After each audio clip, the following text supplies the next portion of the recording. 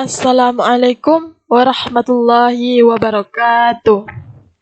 Baiklah, kami dari kelompok 1, mata kuliah program linear, materi tentang suplai penawaran metode FAM dan RAM yang beranggotakan Zukni dengan NIM 1914040010, Titik Sandra dengan NIM 1914040028,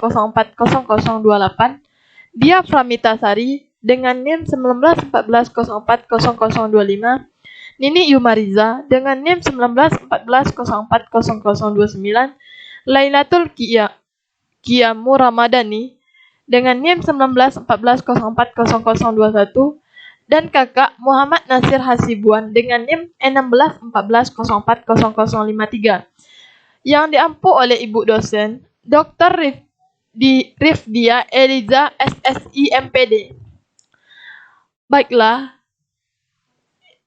berikut ini video dari kelompok 1, semoga bermanfaat.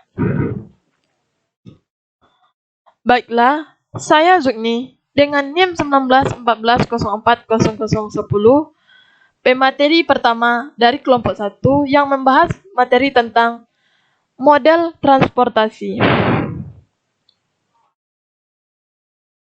Model transportasi berkaitan dengan penentuan rencana berbiaya rendah untuk mengirimkan satu barang dari sejumlah sumber, misalnya pabrik ke sejumlah tujuan, misalnya gudang. Model transportasi pada dasarnya merupakan sebuah program linear yang dipecahkan oleh metode simplex biasa, tetapi strukturnya yang khusus memungkinkan pengembangan sebuah prosedur pemecahan yang disebut teknik transportasi yang lebih efisien dalam hal perhitungan. Selanjutnya, ciri-ciri khusus persoalan transportasi.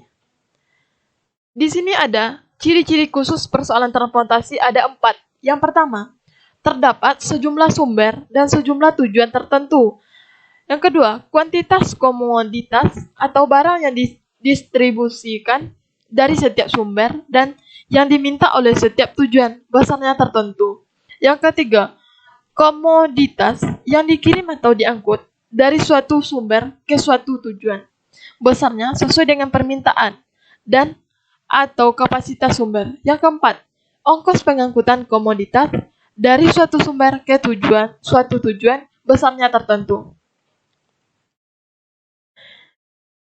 Di sini ada definisi dan aplikasi model transportasi. Dalam arti sederhana, model transportasi berusaha menentukan sebuah rencana transportasi sebuah barang dari sejumlah sumber ke sejumlah tujuan. Data dalam model ini mencakup ada 2. Yang pertama, tingkat penawaran di setiap sumber dan sejumlah permintaan di setiap tujuan. Yang kedua, biaya transportasi per unit barang dari setiap sumber ke setiap tujuan. Di sini tujuan dari model ini adalah menentukan jumlah yang harus dikirimkan dari setiap sumber ke setiap tujuan sedemikian rupa, sehingga biaya transportasinya total diminimumkan. Di sini bisa kita lihat model transportasi dari sebuah jaringan. Ada unit penawaran dan unit permintaan. Dari sumber ada A1, A2, dan AI. Dari tujuan yaitu B1, B2, dan BN. Dari sumber A1 ini ada tujuannya 3. Yang pertama tujuan ke B1, ke B2, dan BN. Dari A2 ini tujuannya ada 3 juga, yaitu dari A2 ke B1, ke B2, dan BN. Dari A1, AI ini memiliki 3 tujuan juga, yaitu A1 ke B1, ke B2, dan BN. Inilah contoh gambar dari model transportasi dari sebuah jaringan. Kita lihat dari gambar tersebut, memperlihatkan sebuah model transportasi dari sebuah jaringan dengan M sumber dan N tujuan. Sebuah sumber atau tujuan diwakili dengan sebuah node atau busur yang menghubungkan sebuah sumber dan sebuah tujuan mewakili rute pengiriman barang tersebut. jumlah penawaran di sumber I adalah AI dan permintaan di tujuan J dan BI, biaya unit transportasi antara sumber I dan tujuan J adalah CIJ. Anggaplah XIJ mewakili jumlah barang yang dikirim dari sumber I ke tujuan J, maka model program linear yang mewakili masalah transportasi adalah sebagai berikut. Meminimumkan Z, sigma I sama dengan 1 sampai M, dan J sama dengan 1, sigma J sama dengan 1 sampai N, CIJ XIJ. Dengan batasan sigma J sama dengan 1 sampai N, XIJ kecil sama AI, I sama dengan 1, 2, seterusnya sampai M. Dan M, sigma I sama dengan 1, M, XIJ besar sama BJ, J-nya itu 1, 2, seterusnya sampai N. Dan XIJ besar sama 0 untuk semua I dan J.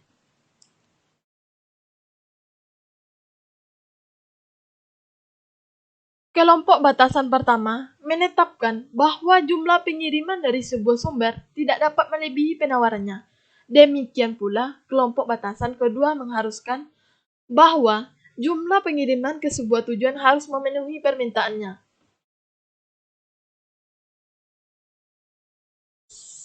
Selanjutnya, model di atas menyiratkan bahwa penawaran total sigma I sampai M sama dengan 1 AI harus setidaknya sama dengan permintaan total, yaitu sigma J sampai N sama dengan 1 BJ. Ketika penawaran total sama dengan permintaan total, yaitu sigma I sampai M sama dengan 1 AI sama dengan sigma J sampai N sama dengan 1 BJ. Formulasi yang dihasilkan disebut model transportasi berimbang.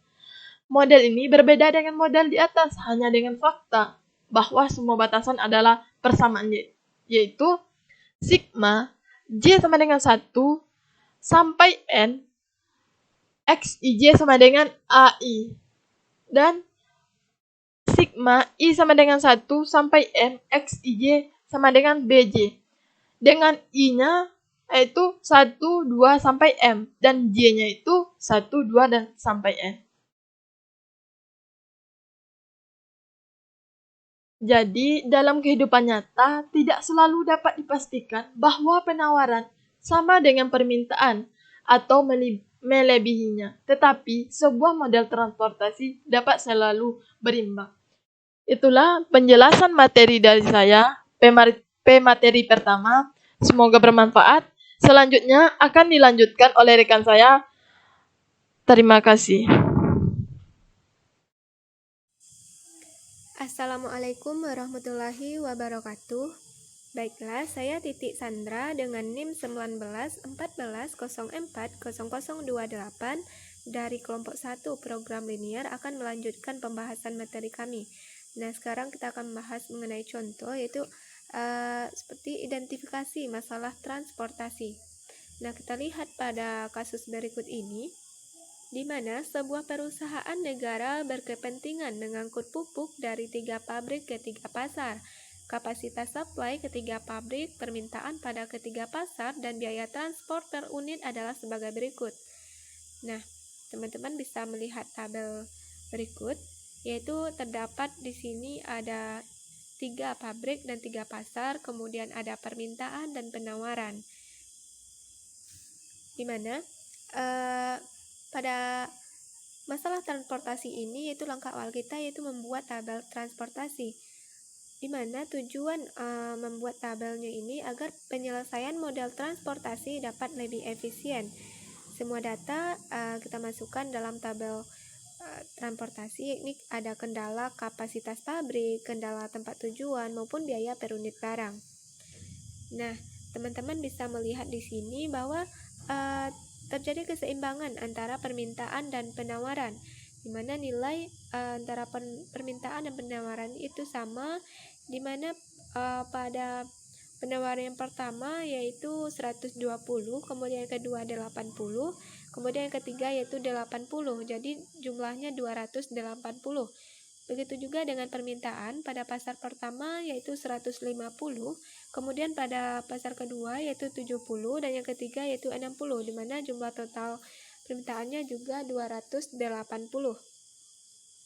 Kemudian kita masuk pada itu seperti yang telah dijelaskan oleh rekan saya tadi, yaitu pada perumusan model transportasi. Nah, kita lihat di sini ada sumber dan tujuan atau ada supply dan demand-nya. Nah, ada supply 1 berarti lambangnya S, berarti S1 sama dengan 120, kemudian S2 sama dengan 80, S3-nya 80, kemudian demand-nya berarti permintaan yang pertama 150, permintaan yang kedua yaitu 70, dan permintaan ketiga yaitu 60. Dengan jumlah N-nya berarti sama yaitu 3. Kemudian jumlah dari supply ini berarti S1 ditambah S2 ditambah S3, jumlah totalnya yaitu 280. Begitu juga dengan demand-nya, yaitu kita tambahkan D1 ditambah D2 ditambah D3 juga 280. Nah, kita lihat di sini volume yang diangkut, berarti XIJ-nya di mana misalnya C11X11, kemudian C12X12, C13X13, begitupun selanjutnya, sehingga kita dapat memberikan pada fungsi tujuan dan fungsi pembatasnya, di mana minimumkan Z sama dengan 8X11 ditambah 5X12 ditambah 6X13 ditambah 15X21 ditambah 10X22 ditambah 12X23 ditambah 3X31 ditambah 9X32 ditambah 10X33. Nah, nilai 8, 5, 6, 15, 10, dan seterusnya ini terdapat dari persoalan kasus tadi. Itu pada tabel dapat kita lihat bahwa berarti 8 ini sama dengan C untuk nilai C-nya, berarti CX itu. Kemudian dengan syarat X11 ditambah X12 ditambah X13 sama dengan 120. Berarti ini merupakan supply pabrik pertama. Kemudian X21 ditambah X22 ditambah X23 sama dengan 80 merupakan supply pabrik kedua. Kemudian X31 ditambah X32 ditambah X33 sama dengan 80 merupakan supply pabrik 3. Kemudian X11 ditambah X21 ditambah X31 sama dengan 150 merupakan permintaan pada pasar pertama. Kemudian X12 ditambah X22 ditambah X32 sama dengan 70, yaitu permintaan pasar kedua. Kemudian X13 ditambah X23 ditambah X33 sama dengan 60, merupakan permintaan pasar ketiga. Dengan semua nilai XIJ besar sama dengan 0. Nah, selanjutnya yaitu dapat kita lihat tabel berikut ini, yaitu ada demand dan supply-nya. Nah, 8, 5, 6 ini itu sama dari tabel tadi, itu untuk nilai C-nya. Kemudian kita lihat di sini tadi nilai penawaran dan permintaannya yaitu sama, yaitu 280. Nah, kita ketahui bahwa metode transportasi digunakan untuk meminimumkan biaya transportasi dari sejumlah sumber ke sejumlah tujuan. Nah, untuk menentukan biaya total atau biaya dalam persoalan transportasi ini, kita dapat menggunakan berbagai metode-metode dalam metode transportasi tersebut. Di mana dalam model transportasi atau metode transportasi ada metode untuk menentukan solusi awal. Kita dapat menggunakan metode Northwest Corner atau NWC, kemudian ada metode least cost, kemudian ada juga metode Vogel approximation metode atau juga disebut dengan metode FAM, kemudian metode Russell approximation metode, yaitu metode RAM. Nah, sementara itu untuk mencari solusi optimalnya dalam biaya transportasi ini, kita dapat menggunakan metode stepping stone kemudian juga ada metode modified distribution atau MODI. Nah,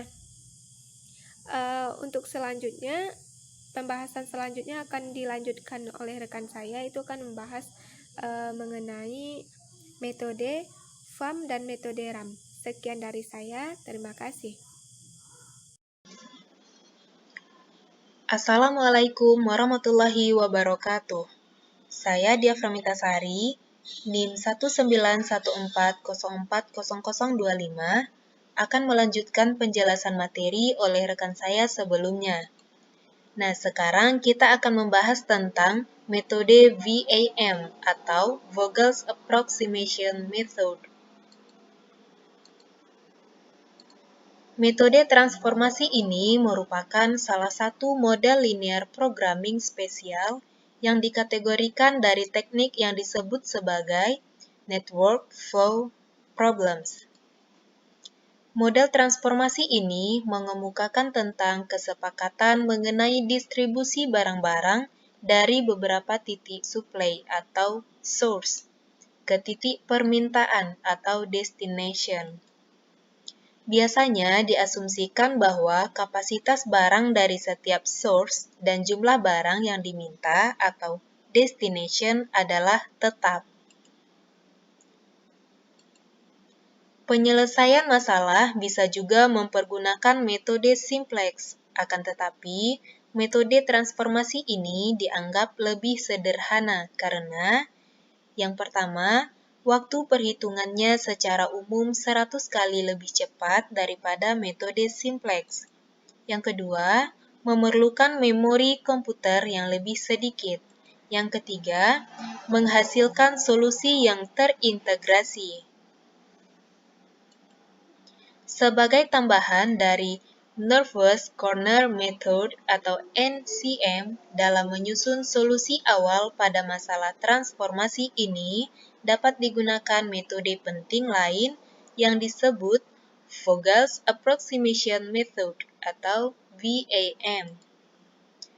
Metode ini dianggap lebih sederhana dari NCM, tetapi juga memberikan fasilitas yang lebih baik daripada solusi awal yang dihasilkan, yang sebenarnya merupakan salah satu dari solusi optimal. Metode VAM lebih sederhana penggunaannya karena tidak memerlukan closed path atau jalur tertutup. Metode VAM dilakukan dengan cara mencari selisih biaya terkecil dengan biaya terkecil berikutnya untuk setiap kolom maupun baris. Kemudian, pilih selisih biaya terbesar dan alokasikan produk sebanyak mungkin ke sel yang memiliki biaya terkecil. Cara ini dilakukan secara berulang sehingga semua produk sudah dialokasikan. VAM mengatasi masalah untuk menemukan solusi optimal dengan menghitung biasa perubahan dari setiap alternatif rute. Hal itu yang tidak dilakukan dalam NCM. Dalam menetapkan VAM ini, pertama kita menghitung untuk setiap baris dan kolom pada tabel terakhir, seandainya kita mengirim melalui rute terbaik kedua sebagai pengganti rute yang mempunyai biaya terkecil. Nah, adapun prosedur pemecahan dari VAM ini, yang pertama, hitung perbedaan antara dua biaya terkecil dari setiap baris dan kolom. Yang kedua, pilih baris atau kolom dengan nilai selisih terbesar, lalu beri tanda kurung. Jika nilai pada baris atau kolom adalah sama, pilih yang dapat memindahkan barang paling banyak.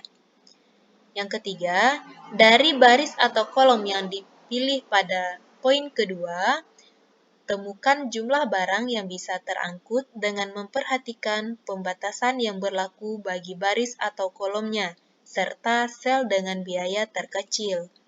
Yang keempat, hapus baris atau kolom yang sudah memenuhi syarat sebelumnya.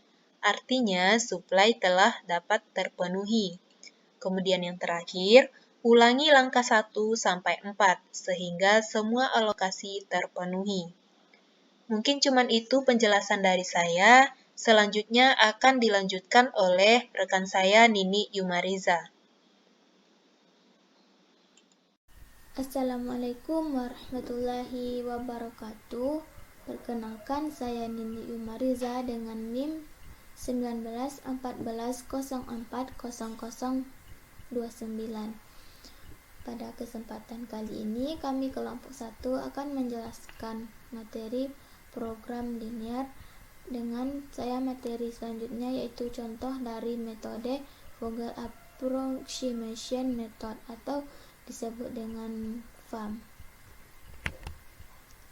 Kita masuk kepada contoh 1, yaitu suatu perusahaan mempunyai 3 pabrik produksi dan 5 gudang penyimpanan hasil produksi.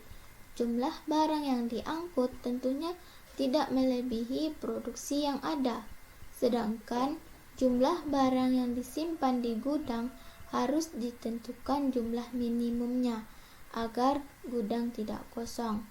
Tabel matriks berikut menunjukkan jumlah produksi paling banyak bisa diangkut dan jumlah minimum yang harus disimpan di gudang dan biaya angkut per unit barang dalam satuan mata uang. Di sini dapat kita lihat bahwa gudang 1 ada gudang 2, gudang 3, gudang 4, gudang 5.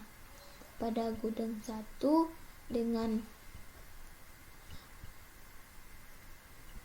gudang 1 memiliki jumlah barangnya 400, gudang 2 400, demandnya 400, gudang 3 demandnya 500, gudang 4 400, gudang 5 800. Dengan pabrik 1 bisa mensuplai barang dengan 800, pabrik 2 600, pabrik 3 1100.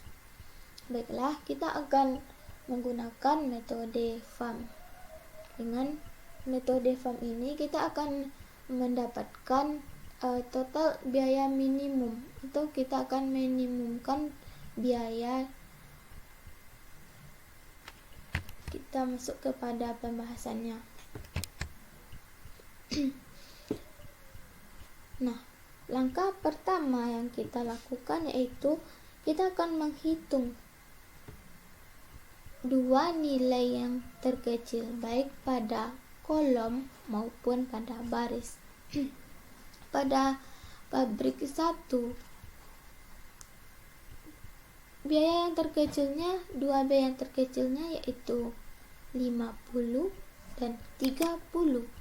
Maka selisihnya, setelah kita mendapatkan dua biaya yang terkecil, maka kita akan mencari selisihnya, yaitu 50 dikurang 30 sama dengan 20.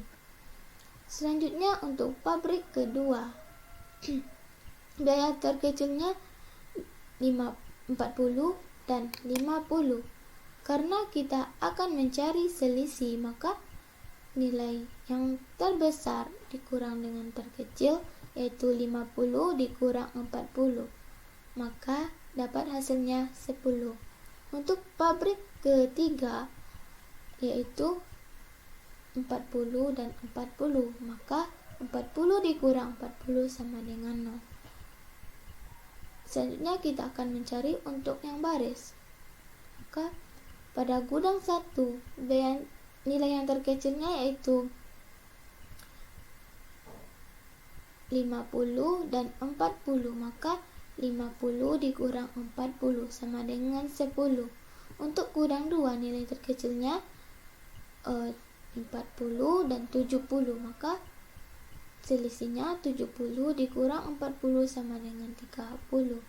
Untuk gudang 3, 60 dan 60, maka 60 dikurang 60 sama dengan 0. Untuk gudang keempat, 60 dikurang 60 sama dengan 0.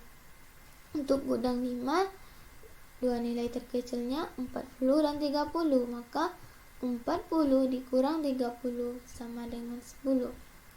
Setelah kita mencari selisih antara dua nilai terkecil, selanjutnya kita akan menentukan pada nilai selisih tersebut mana yang memiliki nilai selisih yang paling besar.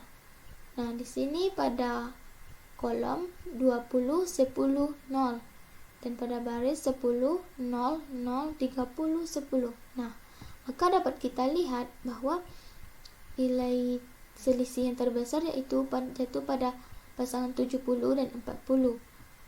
Itu dengan selisihnya 30. Setelah kita menentukan nilai selisih dengan terbesar, di sini karena banyaknya ada pabrik 1, ada pabrik 2, ada pabrik 3, maka kita akan menentukan mana yang memiliki nilai yang paling kecil, yaitu nilai minimum, karena pada form ini kita akan minimumkan biaya yang digunakan, yaitu jatuh pada 40. Setelah mendapatkan nilai 40 ini, kita akan mencari apakah pabrik 3 ini akan mendapat suplai barang 1.100 atau dengan jumlah barangnya hanya 400. Tidak mungkin kita mengisi 1.100 sementara kebutuhan pada gudang 2 ini hanya 400. Maka pada gudang 2 ini kita akan mengisi nilainya dengan 400. Sehingga pada gudang 2 ini, karena nilai 400 telah kita berikan pada pabrik ketiga, tidak mungkin gudang 2 ini akan bisa memenuhi kebutuhan pada pabrik kedua dan pabrik pertama.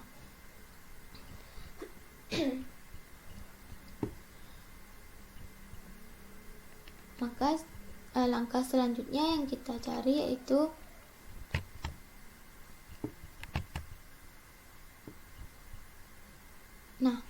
karena sebelumnya kita telah mendapatkan pada gudang 2 yaitu pada 40 dengan 400. Selanjutnya sama dengan kembali kepada langkah yang pertama, kita akan mencari selisih dari dua nilai terkecilnya, yaitu 50 dan 30. Di sini 50 dikurang 30 sama dengan 20, sama dengan cara seperti tadi. Untuk yang ini 40 dikurang 50 sama dengan 10. Pada pabrik ketiga 60 dikurang 40 sama dengan 20. Untuk gudang 1 yaitu 50 dikurang 40 sama dengan 10. Untuk gudang 2 0, karena tadi nilainya sudah kita ambil, maka 0 kurang 0 sama dengan 0. Untuk gudang 2 nilai terkecilnya tinggal 70 dan 60 itu 10. Gudang 4 60 dan 60 sama dengan 0. Untuk gudang 5 40 dikurang 30 sama dengan 100. Nah, karena pada langkah sebelumnya pabrik ketiga sudah mendapatkan nilai 400, maka untuk suplai barang pada pabrik ketiga ini kita kurang, berarti 1.100 dikurang 400 mendapatkan tinggal sisanya yaitu 700. Nah, setelah kita mencari selisihnya, maka kita akan menentukan nilai terbesarnya, yaitu pada selisihnya dengan nilai terbesar yaitu 20. karena mempunyai dua nilai yang sama, itu 20 dan 20, maka kita akan mencari pabrik mana yang mensuplai barang yang paling besar, yaitu jatuh kepada pabrik pertama. Maka nilai terbesarnya 20 pada pabrik pertama. Selanjutnya, seperti langkah sebelumnya, kita akan mencari nilai mana yang memiliki nilai paling kecil, yaitu pada gudang kelima dengan nilai 30. Pada gudang 5 ini, apakah kita akan memasukkan nilai 800 kepada gudang 5 dan pada kebutuhannya juga 800, maka pada gudang 5 ini kita akan bisa mensuplainya dengan 800. Karena pabrik 1 sudah menyalurkan ke pabrik gudang 5 dengan total 800, tidak mungkin dia bisa memberikan kepada gudang 4, gudang 3, gudang 2, dan gudang 1 karena pada gudang 5 sudah terpenuhi. Dan untuk suplai pada pabrik pertama ini nilainya sudah habis diberikan kepada gudang 5. Maka untuk gudang 4 kita berikan dengan nilai 0, gudang 3 0, gudang 2 0, gudang 1 0, karena tidak mungkin mendapatkan suplai barang lagi dari pabrik 1. Angka selanjutnya yaitu seperti sebelumnya tadi, kita akan kembali mencari nilai selisihnya, yaitu selisih karena pada langkah ketiga ini pada pabrik 1 ini yaitu dengan kebanyakan 0, maka 0 kurang 0 sama dengan 0. Pada pabrik kedua 60 dikurang 40 sama dengan 20. Pada pabrik ketiga 60 dikurang 60 sama dengan 0. Pada gudang 5 kita sudah melakukan mengisinya. Pada gudang 6 60 kurang 60 sama dengan 0. Pada gudang 3 70 kurang 60 sama dengan 10. Pada gudang 2 karena nilainya sudah terpenuhi maka 0. Pada gudang 1 80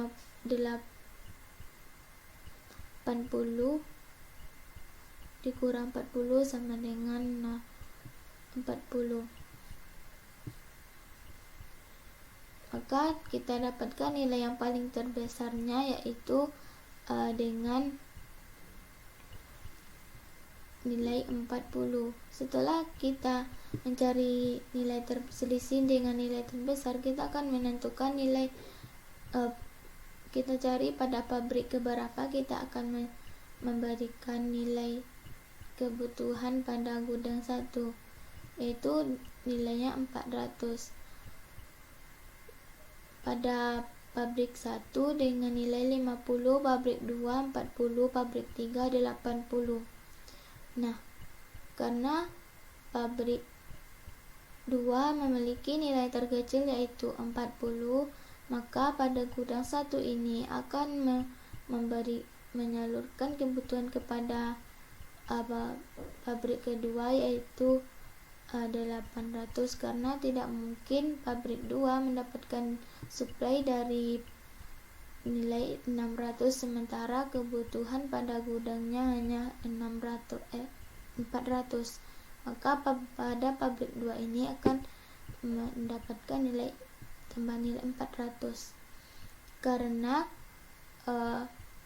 pada gudang 2 ini telah menyalurkan 400 kepada pabrik ke-1, maka untuk pabrik ketiga kita akan memberikan nilai 0 karena tidak mungkin lagi gudang 1 bisa memberikan barang kepada pabrik ketiga.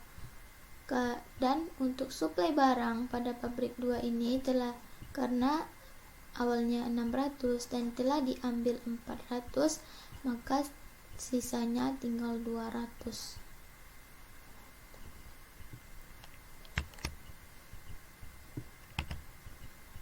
Langkah selanjutnya itu langkah keempat yang akan kita lakukan, itu sama seperti tadi, itu kita akan mencari selisihnya kembali. Untuk pabrik 1 ini kita sudah melakukan langkahnya. Untuk pabrik kedua tinggal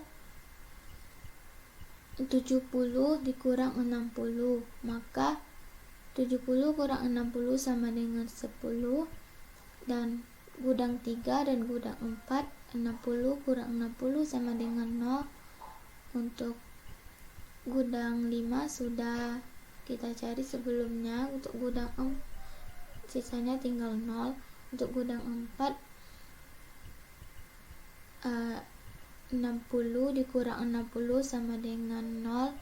Untuk gudang 5, untuk gudang 3 yaitu 70 dan 60, maka mendapatkan nilai 70 kurang 60 sama dengan 10.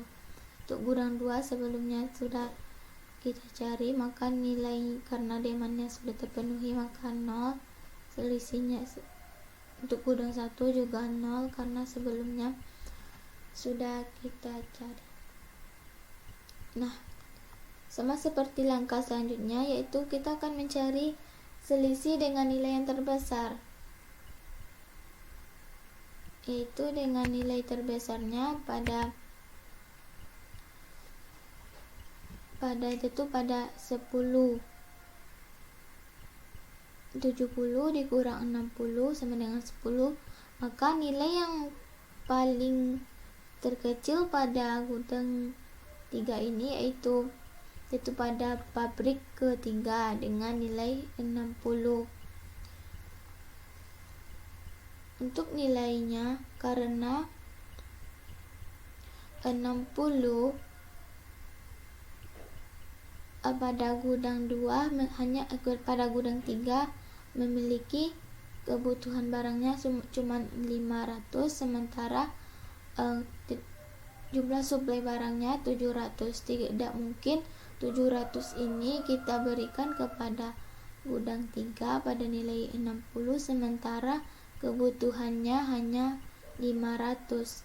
Maka pada gudang 3 ini karena kebutuhannya hanya 500, kita bisa memasukkan nilainya 500 pada gudang 3. Nah, karena 500 sudah disalurkan kepada pabrik ketiga, maka untuk pabrik kedua karena tidak ada penyaluran barang lagi, maka kita akan buat nilai dengan 0. Selanjutnya tinggal bagian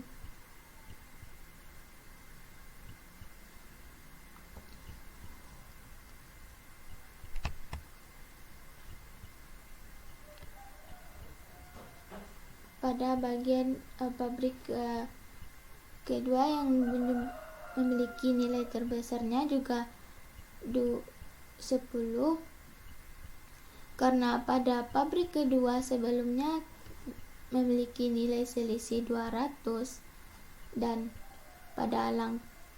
maka pada angka ini sisa dari suplainya 200 kita akan berikan kepada gudang 4, karena tidak mungkin pada 70 karena tadi sudah dicari dengan nilai 0. Sisa tabel selanjutnya kita akan mensuplai barang pada gudang 4 dengan jumlah nilainya 200. Dan langkah selanjutnya kita akan hanya tinggal pada gudang keempat, karena sebelumnya suplai pada pabrik ketiga telah diberikan kepada gudang 2 dengan 400, gudang 3 dengan 500, maka sisanya tinggal 200, yaitu kita akan menyalurkannya lagi kepada gudang 4, sehingga pada gudang 1, gudang 2, gudang 3, gudang 4, dan gudang 5 pada untuk suplainya sudah terpenuhi, di mana 1100 ini kita suplai pertama ke gudang 2 400, gudang 3 500, dan sisanya 200 pada gudang keempat. Karena semua suplainya sudah terpenuhi dan kebutuhan barangnya sudah terpenuhi, maka langkah selanjutnya yaitu kita akan mencari total biaya yang digunakan itu dengan 30 dikali 800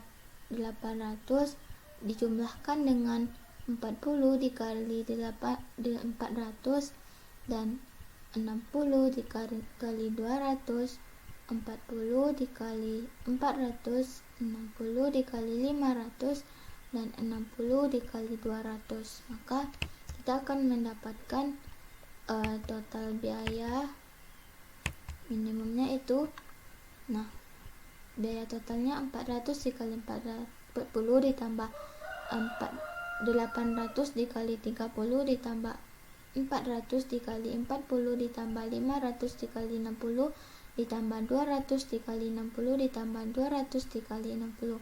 Maka kita akan mendapatkan jumlah total biaya minimumnya yaitu 1.100.000. Selanjutnya kita akan masuk kepada contoh kedua, yaitu sebuah perusahaan retail memiliki gudang di beberapa kota yaitu Jakarta, Medan, dan Semarang. Dan selanjutnya dari ketiga gudang tersebut, perusahaan berusaha untuk memenuhi kebutuhan pelanggannya di kota-kota Surabaya, Balikpapan, dan Makassar. Sementara itu, dari gudang-gudang tersebut, perusahaan mampu memasok masing-masing secara berurutan adalah dari Jakarta 120 unit, Medan 80 unit, dan Semarang 80 unit, sedangkan permintaan dari kota Surabaya sebanyak 150 unit, Balikpapan sebanyak 70 unit, dan Makassar sebanyak 60 unit. Tabel yang dapat kita buat yaitu Jakarta tadi, selanjutnya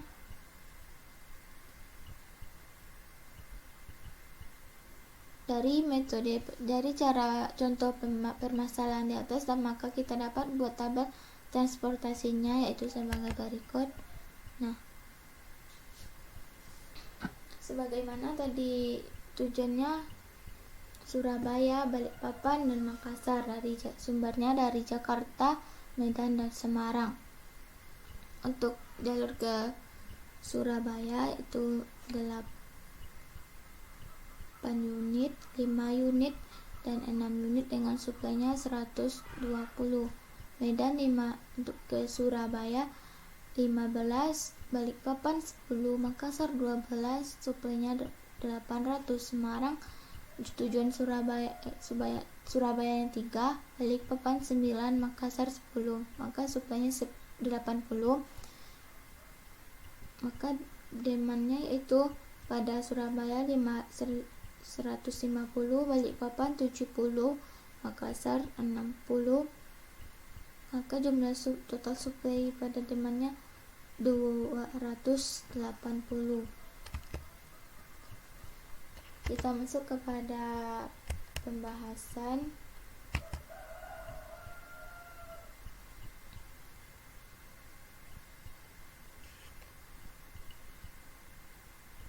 Sama dengan langkah sebelumnya, kita akan mencari selisih dua nilai terkecilnya. Kita menentukan dua nilai terkecil terlebih dahulu pada setiap baris dan kolomnya, yaitu pada baris pertama 6 dikurang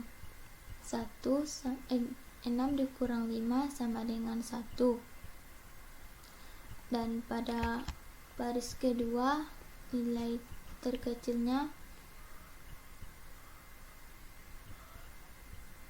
12 dikurang 10 sama dengan 2.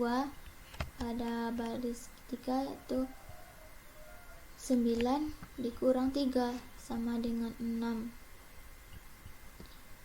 Selanjutnya pada kolom 6 10, maka 10 dikurang 6 sama dengan 4, dan ini 9 dan 5, maka 9 dikurang 5 sama dengan 4, dan 8 dikurang 3 sama dengan 5.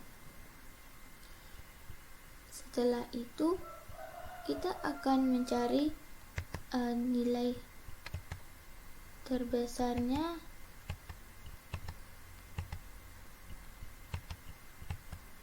yaitu dengan nilai 6.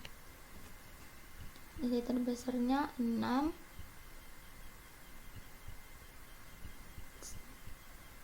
pada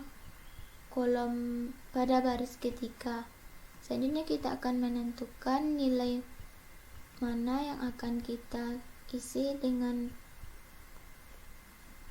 suplai 80, apakah pada kolom pertama atau pada kolom kedua atau pada kolom ketiga.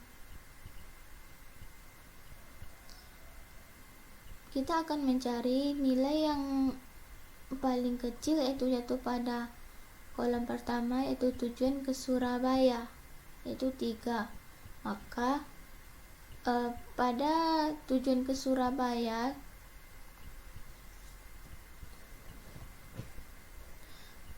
kebutuhannya 150, sementara suplai pada Surabaya ini yaitu hanya 80. Tidak mungkin kita mengisi 150 pada kolom pertama sementara suplainya hanya 80, maka 80 ini kita berikan kepada kolom pertama. Nah, karena 80 telah habis, maka untuk kolom kedua dan kolom ketiga kita buat dengan nilai 0, karena tidak mungkin lagi memenuhi kebutuhan pada kolom kedua dan kolom ketiga karena telah diberikan kepada kolom pertama.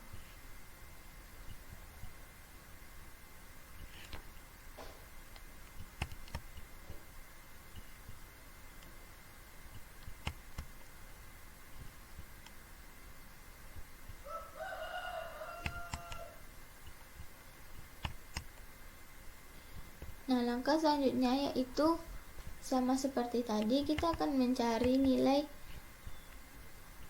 selisih dari dua nilai terkecilnya. Maka kita akan mendapatkan pertama 15 dikurang 8 yaitu 7, 10 dikurang 5 yaitu 5, 12 kurang 6, 6, dan 12 dikurang 10 sama dengan 2, 6 kurang 5 sama dengan 1. Karena yang ini sudah kita cari sebelumnya, maka nilai terbesarnya yang selanjutnya kita cari yaitu pada 7, dimana 7 ini terdapat pada kolom pertama yaitu 70 dan pada 8 dan 15. Nah, kita akan mencari nilai yang paling minimum yaitu 8.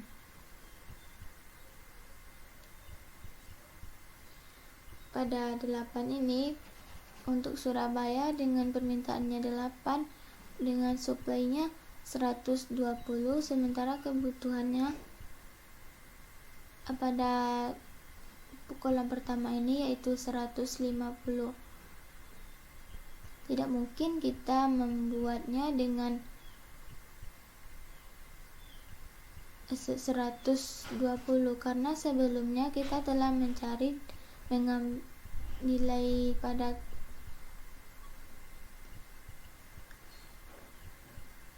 demandnya yaitu hanya tinggal 150 dikurang 80 yaitu dengan sisa 70. Maka untuk kolom pertama ini kita akan memenuhi permintaannya dengan 70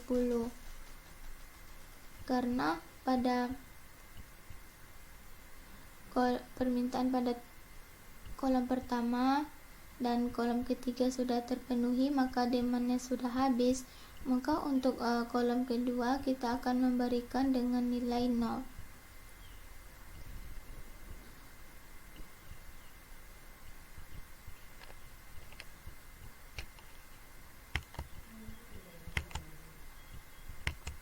Selanjutnya kita akan mencari seperti sebelumnya. Yang pertama, selisih dua nilai terkecil, yaitu 6 dikurang 1 sama dengan 6 kurang 5 sama dengan 1, dan 12 dikurang 10 sama dengan 2, dan 10 dikurang 5 sama dengan 5, dan 12 dikurang 6 sama dengan 6. Dan kita cari selisih dengan nilai terbesarnya, yaitu pada 16 pada kolom ketiga. Selanjutnya pada kolom ketiga ini kita akan mencari nilai yang paling terkecil, yaitu pada kolom pertama, yaitu 6. Pada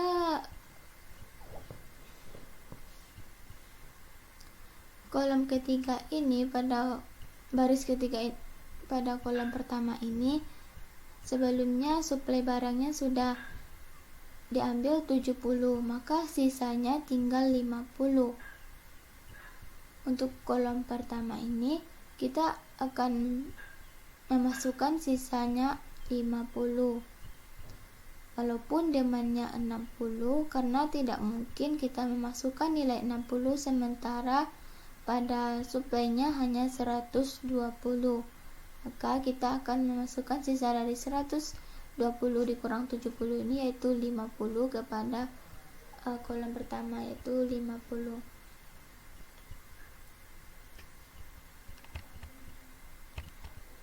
Langkah selanjutnya sama seperti langkah sebelumnya, yaitu kita mencari selisihnya kembali, itu 12 dikurang 10 sama dengan 2, dan karena hanya bagian ini yang belum kita cari, itu 70.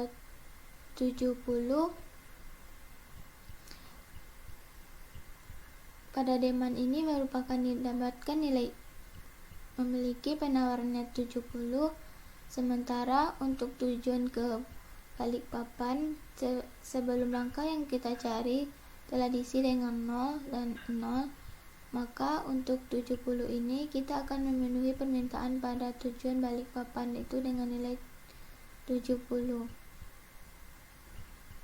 Langkah selanjutnya hanya tersisa pada kolom ke-3, yaitu tujuan ke Makassar dari Medan. Nah, pada langkah ini karena sebelumnya 70 sudah kita suplai, 80 kita suplai balik ke 10, yaitu Balikpapan dengan suplai 70, sementara pada suplainya tersisa 10, maka kita akan suplai lagi kepada nilai 12 ini, yaitu tujuan ke Makassar. Maka permintaan pada Makassar bisa kita suplai dengan nilai 10, sehingga telah terpenuhi pada demand semua nilai pada kotak, dan baik itu pada kolom dan baris, karena semua nilainya telah terpenuhi, di mana kita akan buktikan 70 ditambah 50 sama dengan suplainya 120 sama 70 ditambah 10 80, dan ini 80 tambah 0 tambah 0 yaitu 80, dan untuk Surabaya yaitu tujuannya 70 dan 80, maka demandnya sudah terpenuhi. Untuk demand ke Balikpapan sudah terpenuhi, itu 0, 70, 0 yaitu 70, dan tujuan Makassar 50, 60, maka 60 tambah 10 maka 50 ditambah 10 maka dapat hasil 60, maka semua demandnya sudah terpenuhi. Pada langkah selanjutnya, karena baik nilai kolom maupun barisnya sudah terpenuhi, maka kita akan mencari total biayanya, yaitu 70 dikali 80, 50 dikali 6, 70 dikali 10, 12 dikali 10 dan 80 dikali 3. Maka kita akan mendapatkan total biayanya yaitu 1.920.000.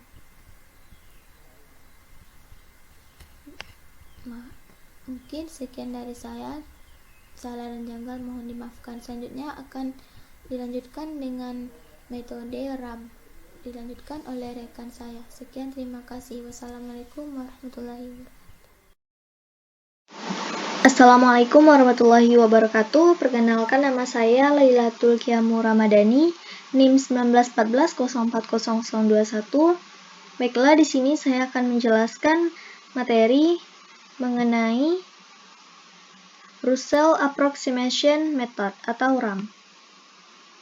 RAM melengkapi metode penyusunan tabel awal dengan pendekatan selisih biaya terbesar antara biaya distribusi masing-masing sel dengan biaya distribusi terbesar pada masing-masing baris dan kolom di mana sel itu berada, yang secara sistematis delta IJ sama dengan B IJ dikurang RI dikurang TJ, di mana delta IJ ini merupakan selisih biaya distribusi Russell, BIJ ini biaya distribusi sel pada baris ke I dan kolom ke J.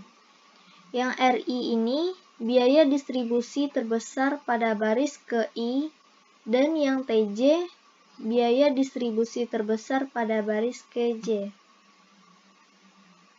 Nah, dari metode RAM ini ada beberapa langkah.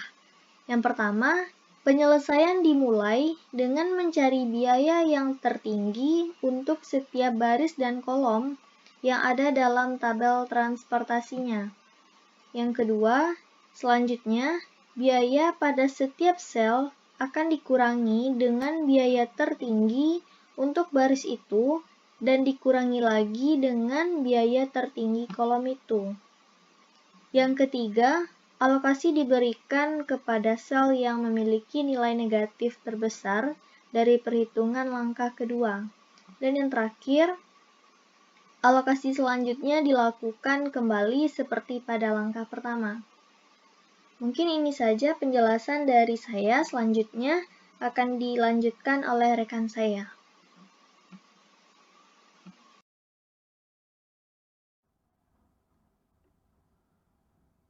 Assalamualaikum warahmatullahi wabarakatuh. Perkenalkan, nama saya Muhammad Nasir Hasibuan, NIM 1614040053. Saya dari kelompok 1 di sini akan menjelaskan tentang contoh soal dari Russell Approximation Method. Adapun cara menyelesaikan soal pada Russell Approximation Method itu yakni kita harus menentukan delta IJ sama dengan BIJ dikurang RI dikurang TJ, di mana delta IJ yakni selisih biaya distribusi Russell, BIJ adalah biaya distribusi sel pada baris ke I dan kolom ke J, RI biaya distribusi terbesar pada baris ke I, TJ biaya distribusi terbesar pada kolom ke J. Nah, di sini kita lihat terdapat tabel soal yang sudah kita lihat bersama di dalam PowerPoint, yakni cara mengerjakannya.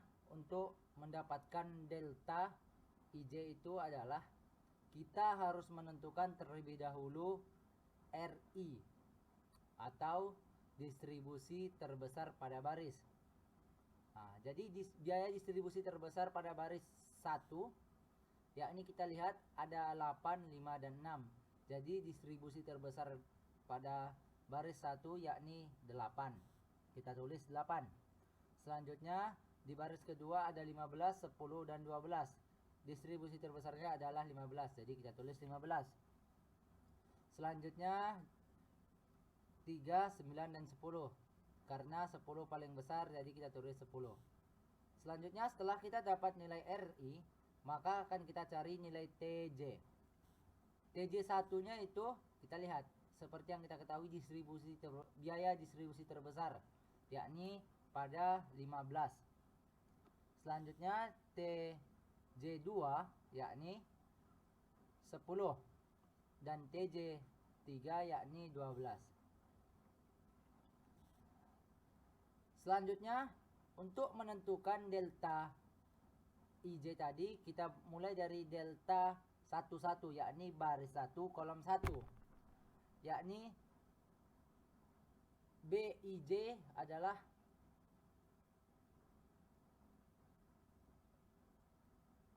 8 yakni distribusi baris dan kolom. Selanjutnya dikurang RI1 yakni 8 dikurang TJ1 yakni 15. Jadi sama dengan min 15. Kita tulis min 15. Selanjutnya kita lihat di delta 1 2 yakni baris pertama kolom kedua. Kita lihat AIJ-nya adalah 5, RI1-nya adalah 8 dan TJ2-nya adalah 10, jadi negatif 13. Begitulah cara menentukan delta IJ-nya. Kita lihat terus bersama. Di sini terlihat sudah terdapat semua hasilnya. Baiklah, setelah kita dapat nilai dari delta IJ-nya, selanjutnya kita cari.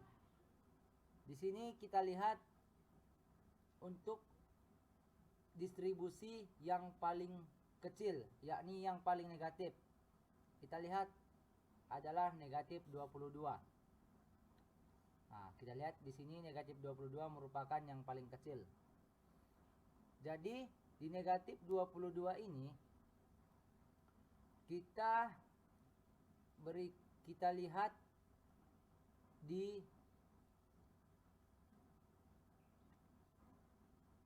persediaan dan permintaan yang paling kecil, yakni 80. Nah, kita tulis 80 di 22. Nah, setelah dapat 80, selanjutnya berarti Semarang, di baris Semarang 80 dikurang 80 berarti persediaan saat ini adalah untuk di Semarang sudah habis. Jadi untuk Surabaya 150 dikurang 80 sama dengan 70. Nah, begitu juga selanjutnya kita lihat.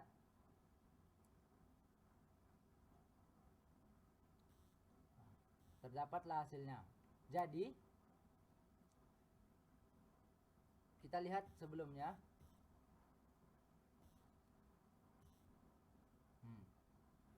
Di sini kita lihat 150 dikurang 80 sama dengan 70. Oke.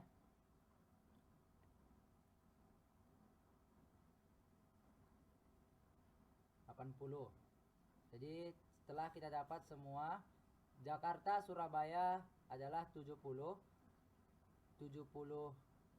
lagi, Jakarta Makassar 50, Medan Balikpapan 70, Medan Makassar 10.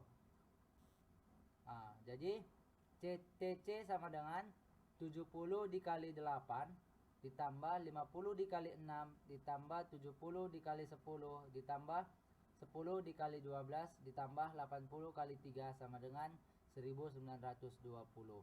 Mungkin hanya itu yang dapat saya sampaikan, kurang dan lebih saya mohon maaf. Assalamualaikum warahmatullahi wabarakatuh.